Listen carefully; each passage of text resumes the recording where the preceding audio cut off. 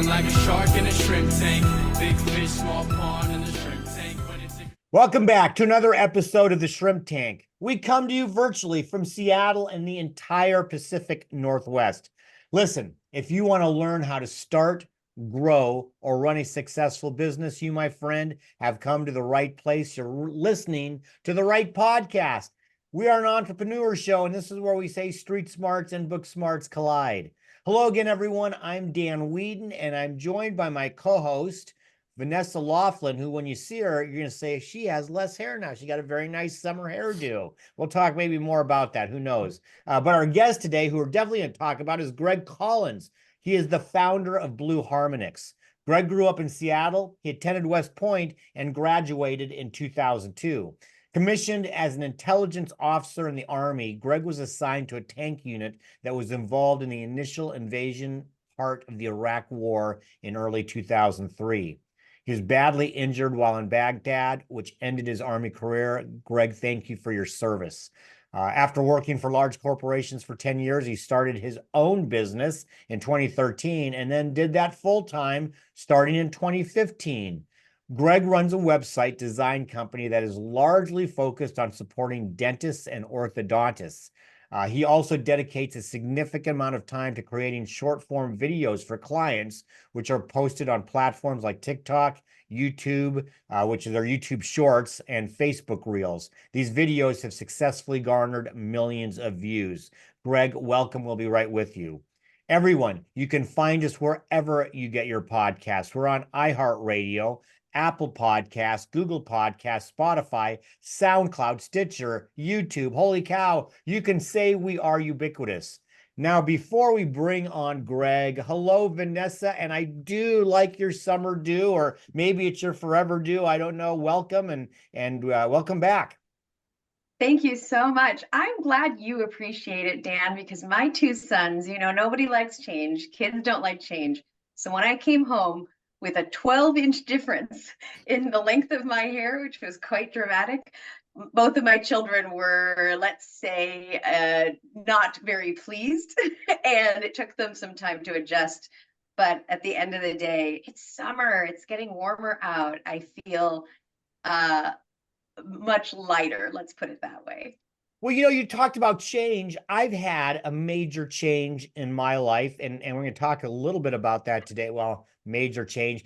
We have a new puppy. Okay, so yeah, so as you know, we lost Bella. She was our 19-year-old dog. We lost her. Yeah. Barb and I were going to take a respite from dogs because we'd had a dog for 33 straight years. At some level, we've had one or multiple dogs. And it was like, okay, we're going to take a break over the summer. We had some things we're going to do, all of that. Well, as it turns out, life happens and we got an opportunity. And I have my puppy. His name is Bandon, as like Bandon Dunes. I'm a golfer. So if either of you are golfers and know Bandon Dunes, it's my favorite place in the world. Bandon is right here in his crate. He's sleeping. I'm going to tell you, Vanessa, I have been working diligently on training. I haven't had a puppy since 1991. Wow. There are only about 10 gazillion videos on dog training, puppy training on YouTube. I don't know if you knew that, but like golf and maybe like other things, there is a ton of training videos out there that I immersed myself into. And I realized that it could become overwhelming. Yeah, absolutely. It can become overwhelming. But I learned that there's a correlation between teaching a dog, especially like leash training, and teaching humans and developing humans. Because one of the things I learned, what I thought was funny, and I just want to get your comment on before we dive in with Greg, is that, a dog on a leash is not intuitively born knowing how to walk on a leash. No. And as a decades-long dog owner as well, I can agree with that wholeheartedly. Yeah, Cesar Millan said that, and it was like, oh, that's obvious, but it's not so obvious that you take this dog out and you say, oh, stop doing this. You should be. I formulated that we do that with employees or not, or team members. I don't have any employees. He's my employee, so I guess I'm onboarding him. But we do this with team members too, and we have these high expectations, but the expectation should be on us. Absolutely. My favorite is when I see someone walking down the street, clearly with a puppy, and you've got a leash biter situation. Oh So yeah. they're kind of literally biting back at the leash. And in your metaphor, there may be, an employee or a new team member is kind of biting back or kind of resisting the Yeah. standards or the way things are done. And I think one thing I like to say in everyday life is also a canine training metaphor, which is that's a handler error. Right? So I if the like dog is that. behaving in a certain way that is, let's say, not desirable, who do you look to actually first change the behavior that's going to then change the canine It's a behavior? And handler. I like that. that's I a like that. handler issue. I like that. Is a great expression. It says a lot in just a few words. I like it. Well, you know what? We've got a few words in, but we got to bring in Greg. I'm excited to talk to Greg Collins. Greg, I was going to ask Yes. you about teams because you Yeah. work with teams. However, I'm switching up on you. That's what we do in a podcast. As I was reading your bio, I know you do video work for clients, Yes. TikTok and YouTube shorts, things like that. I have watched so many YouTube shorts specifically on dog training in the last week, my head spinning. But what it made me think about was what an important concept it is for any. I know you focus on a specific industry, but for any business, talk about first. Welcome. Talk about first your business, but I want to hear your thoughts on the importance of video for any business. Yes. Yeah. Thanks, Dan. Thanks for inviting me on. It's great to be here. First, I'd like to say, I actually don't treat my contractors as good as I treat my pets. So I treat them very poorly, and then and I don't give them any incentive to improve or anything like that. So just a heads up about that. Second thing, as far as my business goes, yeah, as you mentioned, I'm involved in a lot of different things. So I have a company that builds websites and manages websites for primarily focused on dentists and orthodontists. That's kind of the area, and medical professionals that we focus on. But we also build them for all sorts of other cross sections. I've done for salmon fishing companies and distilleries and therapists and plumbers and construction companies. So a variety of different things. But as you mentioned, a lot of my time is spent doing these short form videos. And one of the things that I discovered in the few seconds when I'm not actually staring at TikTok, and I had some time to think about this, the way that we now consume media is very different than it was just 5 years ago. So people are now, when they're staring at their phones, and I'll be at like QFC in the checkout counter, and they'll be scrolling through TikTok. And I realized that, wow, there's just this massive amount of attention that people are paying to short form videos, and I need to get my clients involved in this. And so one of the techniques that we've been doing is, if I'm working with you on your website, I'll say, hey, we have this other program where we can set up a large number of short form videos, and it's a very efficient way to create content online. So we typically sit down for 2 hours, we talk for a while, we go through a variety of different topics, and then we can come up with usually around 30 short form videos that we drop in over time. And what you find is that, and I don't want to knock podcasts because I'm on one, the amount of friction that it takes for a person to learn about a podcast, download the podcast, subscribe to the podcast, just even find it, is enormous. When you compare that to short form video, it's a very much more even landscape because they're scrolling through so much content. And so you're on a much more even playing field with the top creators on TikTok. And so the odds that your content is going to be viewed is much higher than it is on a podcast. Now, there's some techniques that you can use because we're creating content as we're talking. So we're getting kind of meta here. Okay. If you're running a podcast and you want to get on the short form video sort of category, you actually already have a leg up because you can take this content, cut it into 60-second little tidbits, and then drop it into TikTok, Facebook Reels, YouTube Shorts, Instagram Reels, all that stuff. so what I found is it's a really, like I said, efficient way to create social media content, because my clients only have to spend 2 hours doing this versus writing a blog that no one's going to read, and then they get exhausted and they won't never want to do it again. And you end up getting just an enormous number of views. One thing that's actually I found was really interesting that I didn't anticipate when I was starting to do these short form videos is that the way in which my clients benefited from the short form videos. So I thought what was going to happen was we'd create the short form videos and then they'd get a large number of views, and then they'd get more people following them, and that would sort of help their SEO, and because Google will recognize they're getting all these views, and they'd be getting these signals from social media, and in turn they would rank higher. That's actually not what happened in how my clients started getting more business. This is an interesting tidbit, and I hope the listeners maybe can apply it to their social media platforms.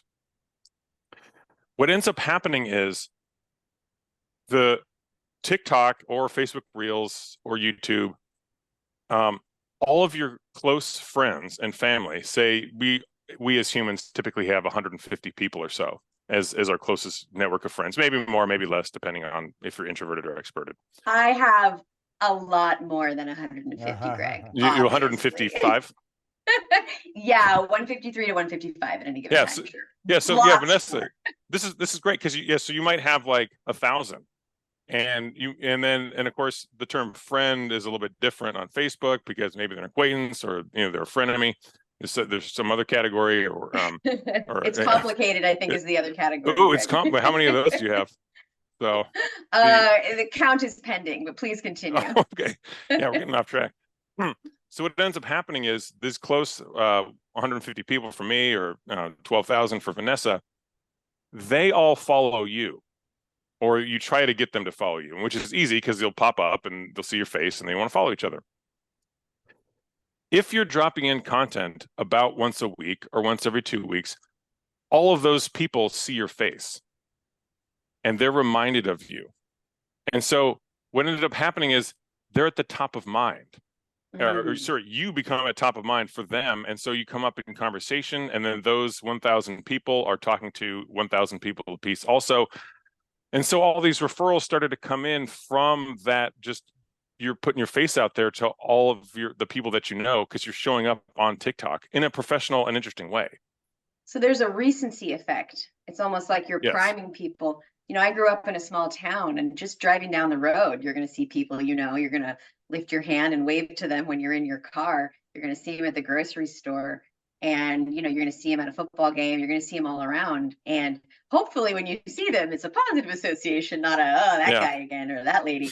But I totally intuitively understand what you're talking about. That actually, I can tell in your voice that you seem a bit surprised by that effect. Yes, I was totally surprised. Well, what's interesting is that works even if the audio is off, right? Yeah. And there's just captions, but just seeing the face and that recognition. That's so cool. I was absolutely surprised by this. I had never heard of social media working in this way. Yeah.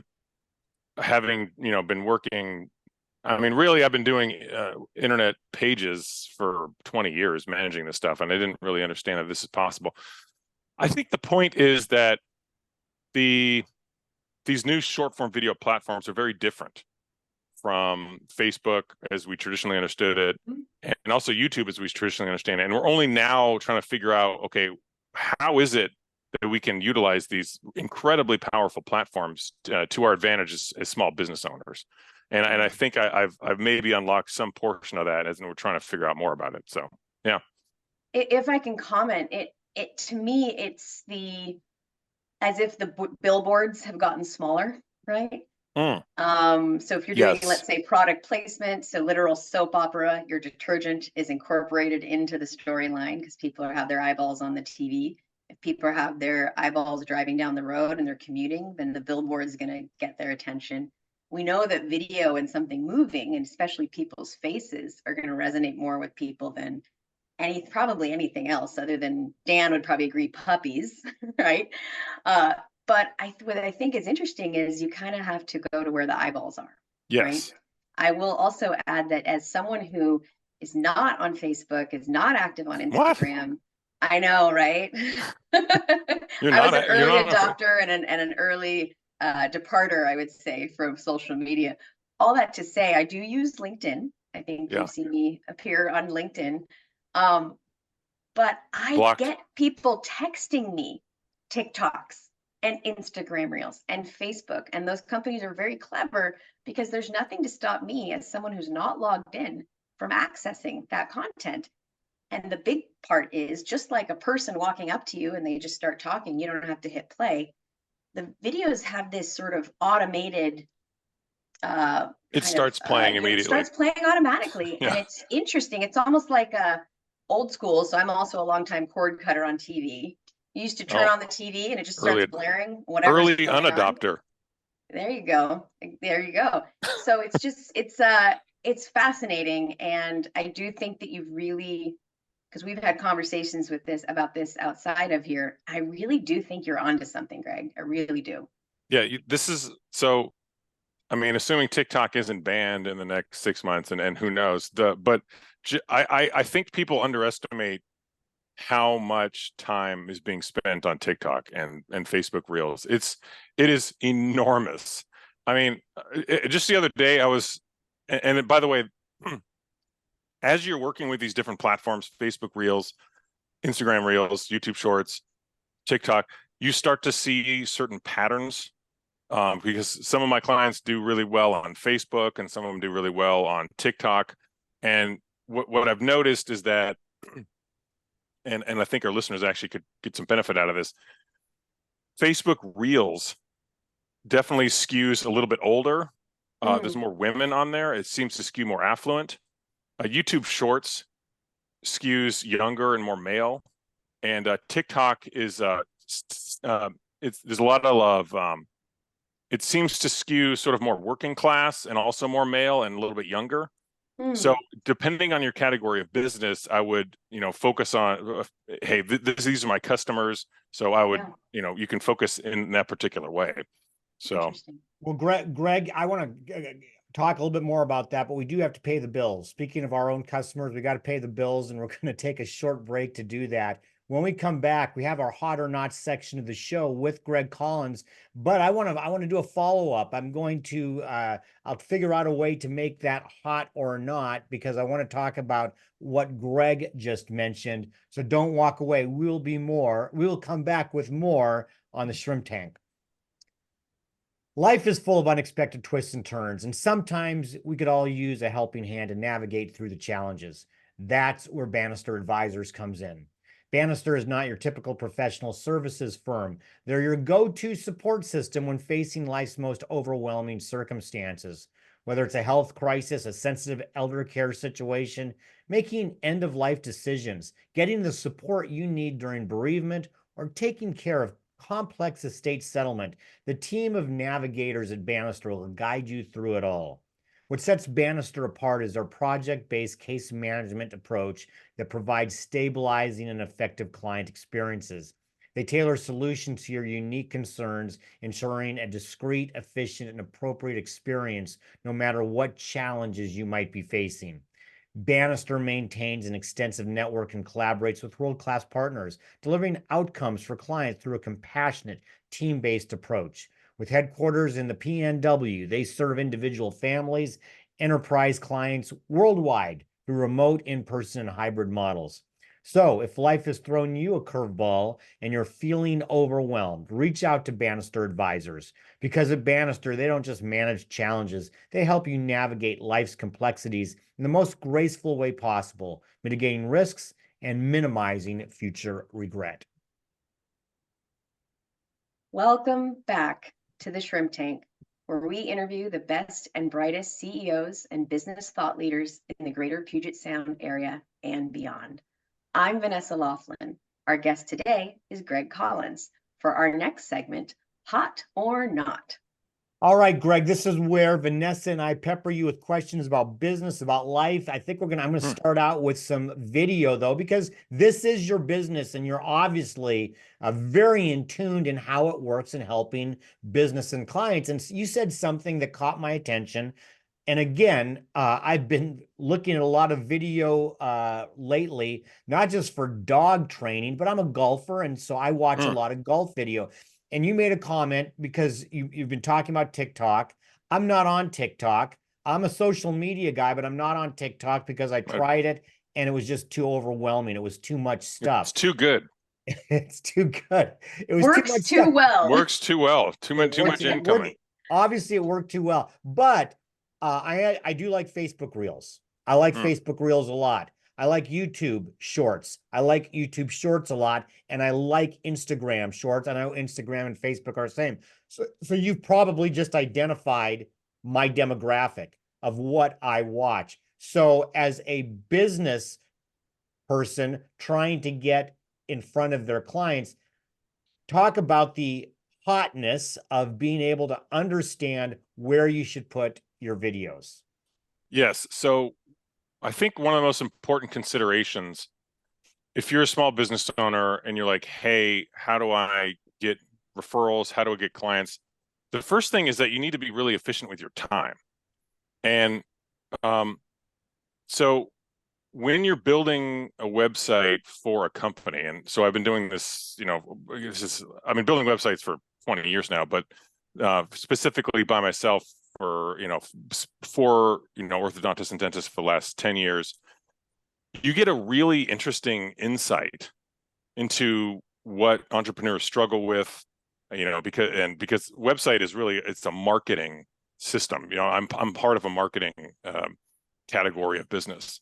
And so over the last 10 years, I've worked with, as I mentioned, a really broad cross section of companies and businesses. And when you're building a website for an entrepreneur, you have to learn how the business works. You have to learn where that entrepreneur is now. And then you actually get an insight into how this business develops over time. What do they struggle with? Which business does well and which business doesn't do well? And so I actually came up with a bunch of insights about this, and a lot of them ran counter to what we were hearing from that's sort of out there about how business works. But one of the things, to come back to your question, that I saw was people were using their time very, very inefficiently in order to get their message out. So one of the first things, and this is more maybe 8 years ago, 9 years ago, was like, okay, content is king, and so you should put a blog together. Because if you put a blog together, then people will see the content. It'll and then the message will get out there on the internet, and then they'll click on the article, and then they'll go to your website. Well, every single one of my clients followed the same pattern, which is, I'm really excited to do this blog post. I can't wait to share my ideas. Oh my God, this is great. So they write the first one, it gets 3 hits, and 2 of them were just them reloading the page. And then they got to write their second one the next week, and then they barely make it through their second blog post, and then they never want to do another blog post again because they're just not getting any traction. And what I would say is they're using their time very, very inefficiently. So if you're an entrepreneur and you're probably going to be pulled in a million different directions, choose a technique for getting your message out there that is an efficient way. And as I mentioned, you don't necessarily have to hire me, but I just sort of explained what I do, which is we're going to produce a large amount of content. It's going to be video content. It's going to be framed very, very well.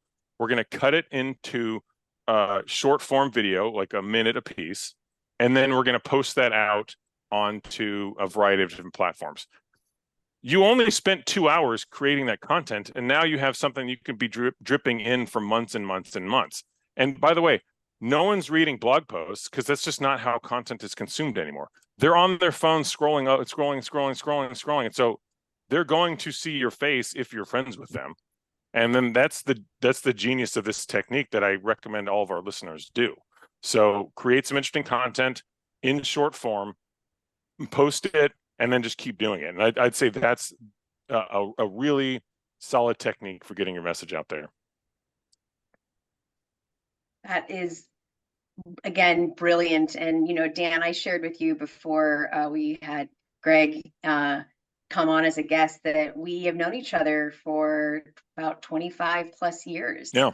And you were brilliant back in high school. Oh, thank you. You then went on again. Thank you for your service to our country. I am the daughter of a granddaughter of a World War II veteran. I am the daughter of a Vietnam veteran. No, I didn't know that. So No. just thank you for your service. I didn't continue in that part of the family, service to our country, but I thank you and all other veterans. So I'm curious on that topic. You went to West Point, no small feat. You were then in wartime serving. Mm-hmm. Yep. And I'm very curious, especially the specificity of military intelligence, how that has now influenced you and helped you and continues to help you as an entrepreneur, because I can only imagine it does. So, hot or not, how has the military helped you as an entrepreneur? I think one thing is it sets a level of physical discomfort, and that you essentially compare everything else to in your entire life. So one of the things that I really one of the things I really didn't like about being in the Iraq War was that I wasn't sleeping very much. Yeah. And also that you're just dirty all the time, and you're afraid all the time. It's a confusing situation, and if you have an extreme scenario that you're living through, that becomes a certain moment that you can compare everything else to. So if things aren't going well in my business, like, well, I can look down on my legs and be like, well, it could be worse. So, and I'm angry about this invoice that's coming in because it's not what we talked about from the vendor. And it's like, well, actually, you know what? It could be worse. So from that sense, that has served me really well. Also, if any of my children ever like stub their toe, or they get an owie, the rule in my house is I point at the scars on my legs and say, you can't actually complain about it unless it's as big or bigger than this. And, it's the scar, the size of, their forearm. So that has actually served me really well too, as a parent. So we don't get as many complaints about owies anymore. So, but so those two things. Yeah, that perspective, right? Yes. Yeah. So, but as far as the day-to-day operations of an intelligence officer in a tank unit, you're not James Bond. So your job was basically to learn as much as you possibly could about the enemy situation, or the situation that it's and also including just like, hey, what's the weather going to be? What's the terrain going to be? All these other factors. You try to prioritize what's important, and then you give that to the commander so he can make better decisions. Now, so it's hard to say that was all at all applicable to making TikToks. But in terms of, hey, this is a really stressful situation that I'm dealing with now, actually, no, it's not, because I've seen worse in previous operations. People were, getting shot and killed and stuff like that. So from that perspective, it has it's provide a level setting for me.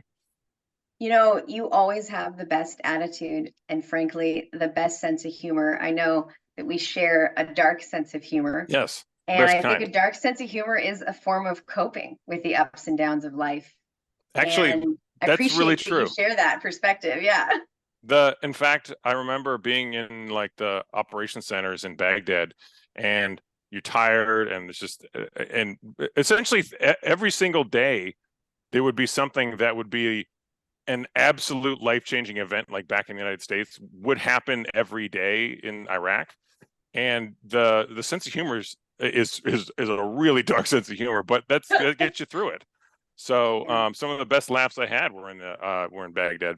So it's sometimes you either laugh or you cry or you freeze, and sometimes that humor keeps you honest. I think the neuroscience behind it is that it's a brief way to interrupt a fear response from kicking in, and it keeps your prefrontal cortex engaged as opposed to going into a fight or flight or freeze mode. And so there's some really interesting evidence actually about joking around and camaraderie and the bonding that it creates. And so I really cheers, 3 cheers for dark humor. We Yes, definitely need I'm all favorite. it. Dark humor is the best kind. Absolutely. Yeah, gallows humor. And So Dan, Greg and I, full disclosure, we're friends. So we have a yeah, text thread, and sometimes we say, please delete that last text I just sent you. We yeah. don't want Oh too yeah, much that's of a auto record. delete for sure. Yeah. Yeah.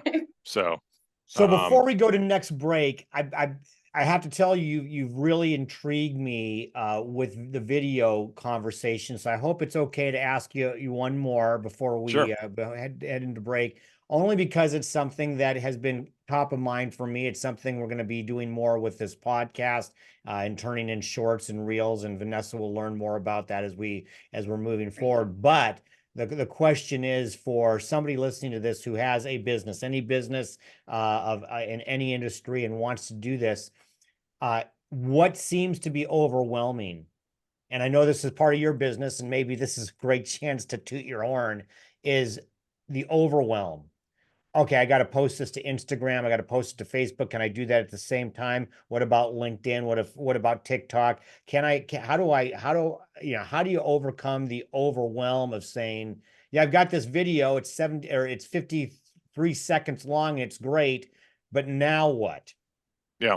So I think maybe overwhelm is not how I would phrase the biggest amount of friction that entrepreneurs face when it comes to tooting their own horn and doing social media posts. I think the biggest struggle that people face when it comes to social media, and this also applies to the short form videos, is they don't have the endurance that it takes to keep doing it. So if you look at all of the top performers on TikTok, Facebook Reels, YouTube Shorts, they all have just an enormous amount of content, meaning they just keep moving forward this long, hard slog. And I see this with everybody. Basically, they start out, they follow the same arc that I kind of described before with blog posts. It's also the case with TikTok. So they'll create all this content. Now we have 30 short form videos, and then they post them on there, and some of them will do great and some of them won't. But when things turn into a long, hard slog, people tend to give up, and that's not a good approach. You need to keep putting the content out there, because another interesting insight that I found with YouTube Shorts, in particular YouTube Shorts, this is not so much the case with TikTok, but also it is, and to a lesser extent with Facebook Reels, is if you put a short form video or even just standard sort of conventional YouTube content out there, it sits out there for years. I mean, it's there forever. It's like a little fish hook that you have behind a trawler. And if you have hundreds of little fish hooks out there, some of the videos that I've made 2 years ago still get comments like every single week. So, and that actually will just continue to provide just nonstop value. So, and that is linked back to the endurance part, because you have to create a large body of work, because it's very, very hard to predict what's going to do well, and also what's going to do well like 2 or 3 years from now. So yeah, I would say overwhelm is not as big of a deal, because it's not like, that's just not the wrong word. It's endurance. You're like, hey, I've already done 30 videos. I need to keep doing this. They're not performing as where I'm not a millionaire yet. I don't have the Murcielago that I saw in my other TikTok video where, 3 weeks ago he was making chicken sandwiches at Popeyes, and now he's, has a boat that Bezos would be jealous over. You have to keep think of this as a long, hard slog rather than like a short, this is going to blow up and I'm going to get famous. I love that. I think endurance is that's a great way to put it. And we have to be enduring in tooting the horn of our sponsors. So we're going to do that right now. We're going to take our second short break to hear from those corporate sponsors. And when we come back with our guest, Greg Collins, for our Plead the Fifth section of the show, I know you like dark humor, but we're going to make you get a little bit vulnerable here, Greg. Don't walk away. We'll be right back with more of the Shrimp Tank. And Plead the Fifth is brought to you by our corporate sponsors, Ideal Life 360, Cornerstone Financial, First Underwriters Insurance, BC Fitness Studio, and Port Ludlow Resort. Please visit our website at shrimptankpodcast.com/Seattle to learn more about these terrific companies. Now back to the show. Welcome back to the Shrimp Tank, where we interview the best and brightest CEOs and business thought leaders in the greater Puget Sound area and beyond. I'm co-host Vanessa Laughlin. Our guest today is Greg Collins. For our next segment, Plead the Fifth. Greg, we're going to turn up the heat here a boy. little bit. I don't think you're going to plead the fifth. You don't seem like a plead the fifth kind of guy, but you don't know me. It could happen. It Yeah. could happen, but you only get to plead the fifth once. So Vanessa would, is knowing you, might be able to ratchet up. But let's start with some entrepreneurship. You're an entrepreneur. It sounds like you love working with them and being part of that. But you know, it's said that we entrepreneurs can be our own worst critics. Plead the fifth, Greg. As an entrepreneur, what do you still struggle with? So as I mentioned before, endurance is something that I struggle with too. So you wake up, you've been doing the same thing, it doesn't seem to be working. And we always say, hey, if you're doing the same thing over and over again and expecting a different result, that means you're insane. And you have to say, well, is that really true? Because it may be true or it may not be true. So that's something I struggle with. Also, and as I mentioned before, when you're building websites for entrepreneurs on a really like big cross section of small businesses, and you gain all these insights, as I mentioned before, about what works and what doesn't work. And one of the things that I noticed was that the businesses that tended to do well were very uncool. So, and I actually, after I had realized all these things about entrepreneurship, a couple of years ago, I actually organized a lecture series for university students, and I actually lectured at the University of Puget Sound and Seattle Pacific University on some of the things that I had learned from being a website designer and working with small companies for almost a decade. And so my message has been heard by tens. So that's really, really good. And but let me explain what a cool company is. A cool company is something that is socially acceptable and fashionable to be involved in. And the problem is, if you get involved in a company that's really cool, that's really fashionable, it's going to attract a lot of other highly motivated, well-financed, really smart people also. And so all of your profits are going to get competed away. Mm-hmm. So one thing I recommended that young entrepreneurs do is they start companies that are unfashionable, that are what I would call lame. So let me give you some examples. A really cool business is something that would be, you'd be really proud to tell, if you're hitting on a woman at a bar or something, like, hey, I'm in an AI startup, or I'm doing something involving crypto, something that's really, really cool. You wouldn't tell her that you clean porta potties. So the problem is, we as humans tend to want to do things that would impress other people and bring us prestige. In the free market, that's really not a good idea, because you're going to have all of these other competitors. And if you have just one other competitor, your profits just get crushed. So what I recommended people do is say, okay, why am I starting this business? Am I starting this business to impress other people? Am I starting it so I can tell people that I'm cool? Or am I starting it to make money? Because if you want to start it to make money, you may not want to do something that's fashionable. So anyway, that's one of the big lessons. Listeners, start lame businesses, because that's where the profits are. Can I add maybe lame or unpleasant? I did enjoy seeing the picture of the boat by the owner of the sewer company that fixed for the tune of 30, I think it was $32,000, and we were happy to pay him. He has a very nice boat because of that, and he's in demand all the time. And that's not the kind of company that people want to again brag about, but this guy is living the life, I tell you. No, that's exactly right. So if the guy who runs a sewer company, he may even tell people in a sort of euphemistic way what he's doing, but his job is just to scoop poop out of a pipe, basically, Yeah. and so that things flush and properly. And replace the pipes. Yeah. And replace the sewage, pipes. Yeah. Yeah. So so a guy who removes lice from people's hair. These are like really like unfashionable businesses, but there won't be as many competitors because nobody wants to do it and nobody wants to say, "Hey, this is what I'm doing."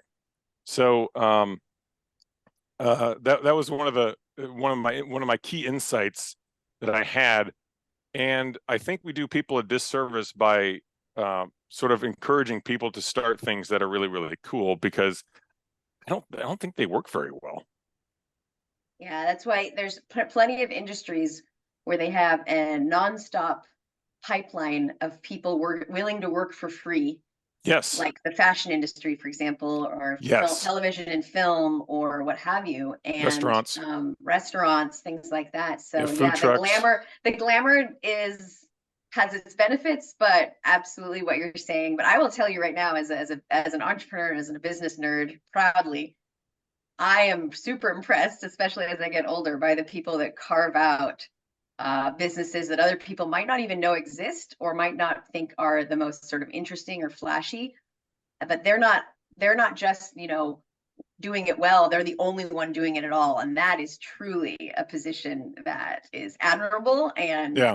very, very, very will treat you well. The other, yeah. Go ahead.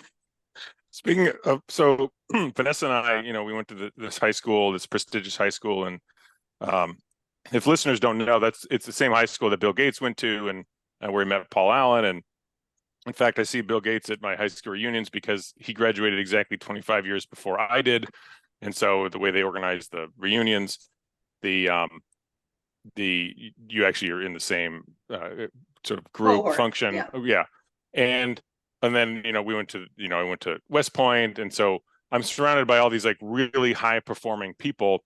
And one of my other key insights is that people who do really well in high school and college often aren't actually very good entrepreneurs. And I had to think about why that was. And one of the reasons is that the behavioral patterns that make you successful in high school and college are actually counterproductive in entrepreneurship. So what do you do to be successful in high school and in college? Well, you do moderately boring tasks that everybody else is doing, and you do them a little bit better than everybody else. Well, that's actually decent preparation for a corporate job or a law firm. That's really bad preparation for entrepreneurship, because if you're doing the same job that everybody else is, but only a little bit more, you're not going to make any money. You're selling a commodity. All of your profits are going to be competed away. So what happens is a lot of the people, this is my group. This is like the top 5% in high school, Ivy League, top tier colleges. They might spend some time in corporate America, and then they're like, hey, I'm going to go off and do my own thing. But then they do their own thing, and they don't actually do very well because those habits that they learned in high school and college don't work very well. So anyway, that was another key insight that I had. I love it, Greg, because you actually answered a question that I was going to propose to you as a Plead the Fifth. One of my questions is, what advice would you give to your 18-year-old self? And I think we maybe just heard it, which is perfect and great.